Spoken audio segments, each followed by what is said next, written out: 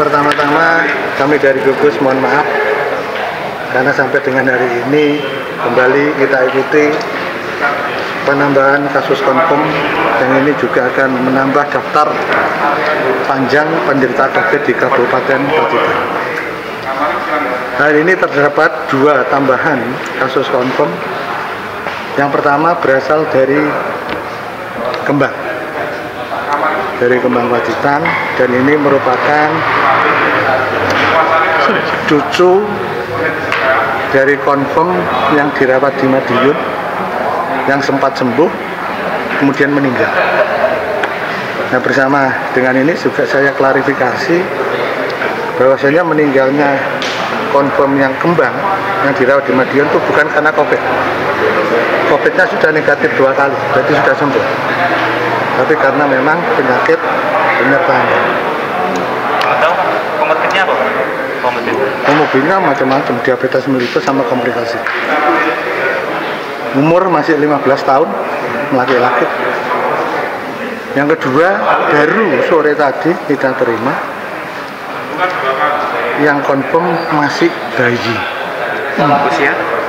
Bayi, ya usia di bawah 5 tahun, bayi. Karena itu putra dari ibu yang saat ini sedang diisolasi di Wisma Atlet. Jadi tertularnya ya dari air susunya. Di bawah 2 tahun ya Pak ya? Hah? Di bawah 2 tahun berarti ya? Iya, betul. Yang jelas di bawah 5 tahun lah, bayi kok masih bayi. Jadi itu yang kaitannya konfirm.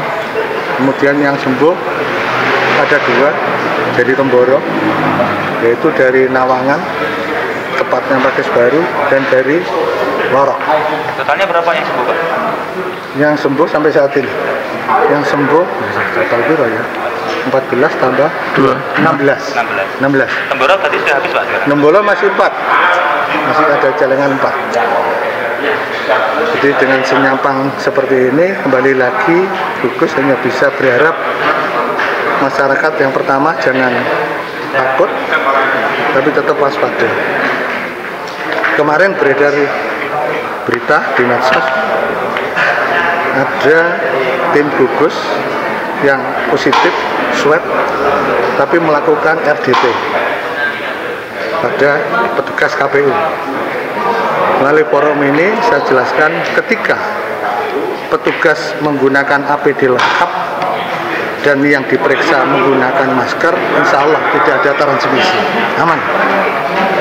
Apalagi tidak kontak langsung, insya Allah aman. Tidak perlu masyarakat takut, karena jangan jauhi orangnya tapi jauhi penyakitnya. Pak, kembali ke bayi tadi Pak, ini sekarang berarti sama ibunya di Wisma Atlet ya Pak? Nah, posisi bayi tidak tahu apakah masih di rumah atau sudah dibawa di sini, tapi yang jelas untuk yang sembuh masih di sini karena sore. Kalau bayi itu resikonya lebih besar atau gimana Pak nanti Pak? Atau lebih beresiko atau mungkin lebih Ya, aman? ketika dia kontak dengan pasien konfirm ya sangat beresiko.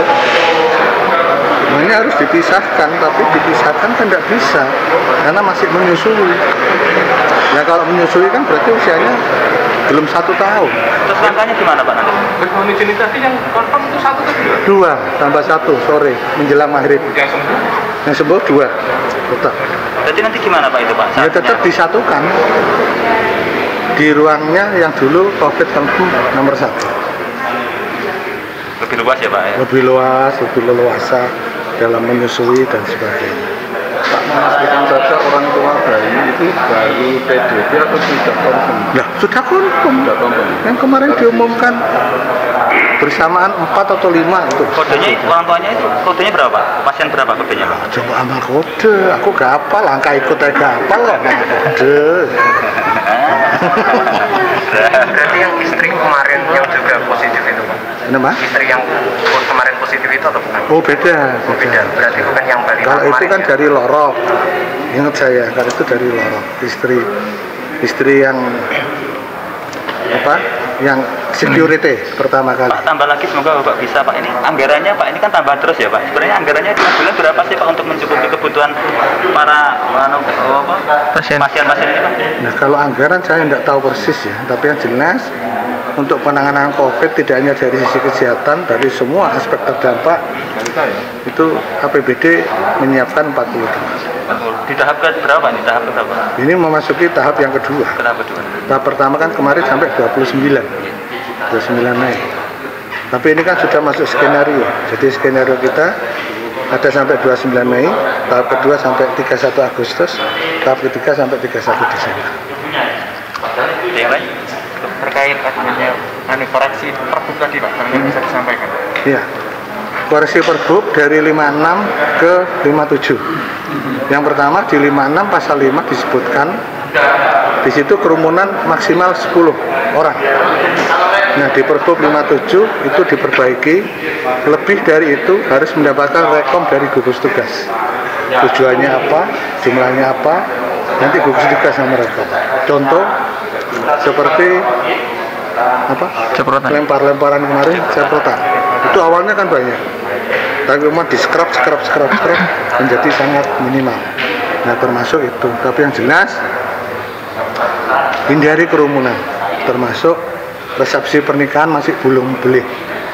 Yang boleh hanya akad nikah. Itu pun sekarang sesuai Pergub 57 harus mendapatkan rekomendasi dari gugus. Apakah dari tingkat desa, kecamatan, atau kabupaten. Pak, dilonggarkan berarti Pak ya? Ini. Ya, tidak dilonggarkan, semua berjalan. Tapi yang penting semuanya menjalankan protokol kesehatan. Pak, dari sisi Satgas Gugus ini kan benar-benar menekankan Pak ya dari Pergub. Nah, kemudian di sisi lain Pak, justru yang pelaku Pergub ini membocorkan Pak kalau ada sidak. Nah, Contoh? seperti apa? Contoh seperti agenda Satpol PP itu untuk sidak masker Pak. Iya. Dari gugus mohon maaf kalau memang itu terjadi, tapi sebetulnya ya udah itu patut kita sayangkan. Yang pertama, harusnya tidak boleh. Tapi ya sudah, bagaimanapun sudah terjadi, sudah tersebar luas di medsos, sehingga operasi tetap jalan, cuman sasarannya dirubah. Ada langkah-langkah tegasnya Pak nanti untuk yang itu Pak? Langkah-langkah tegas kaitannya dengan yang ini Pak, kebocoran semacam ini kan? kalau kebocoran, menelusuri bocoran kan sama dengan membuang energi, kan susah kita mencari kebocoran. Dari dulu data-data kan sempat bocor juga, sampai sekarang ya tidak ketemu, dan memang susah. Langkah untuk mengamankan biar tidak terjadi semacam ini tadi gimana? Ya diharapkan kesadaran semua pihak, sadar akan tusinya. Kalau ini bukan untuk publik, kalau ini rahasia dan sebagainya harus disimpan. Karena bagaimana juga aparat, birokrat kan semuanya juga manusia. Kadang-kadang ya lirwo, kadang-kadang ya lupa, kadang-kadang ya salah. Ya, gitu. Kalau terkait dengan GOR itu gimana Pak kelanjutannya? Kapan untuk realisasinya? GOR memang kemarin sempat menjadi satu alternatif pilihan ketika kasusnya terjadi outbreak, meledak. Cuma setelah ditinjau oleh tim kesehatan, tim tracing, kemarin kita rapat dengan Pak Bupati sampai sore, itu GOR belum memenuhi persyaratan. Karena apa? Karena musuh kita ini kuman. Kalau untuk bencana alam bisa, seperti banjir, seperti itu, masuk di GOR tidak masalah. Tapi karena ini kuman dan ini dikhawatirkan selalu, apalagi orang banyak jadi satu ruangan, padahal prinsip isolasi kan mengatasi pergerakan, mengatasi kebersamaan dan sebagainya. Itu yang dianggap kurang. Terus untuk lokasi yang diwacanakan kalau GOR nggak jadi seperti apa? Ini masih dalam pembahasan, tapi yang jelas kita sudah menyiapkan satu, yaitu di Badan Diklat sementara yang sudah kita siapkan, dan itu direkomended oleh tim kesehatan maupun tim tracing. Di sana ada 7 kamar, masing-masing kamar 2 orang, hingga menampung 14. Jadi lokasinya spontan Pak? Ya tidak masalah, kan diisolasi, kan tidak boleh kemana-mana. Termasuk rumah dokter ya?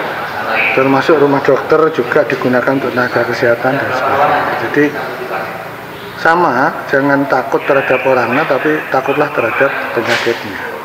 Makanya seperti itu.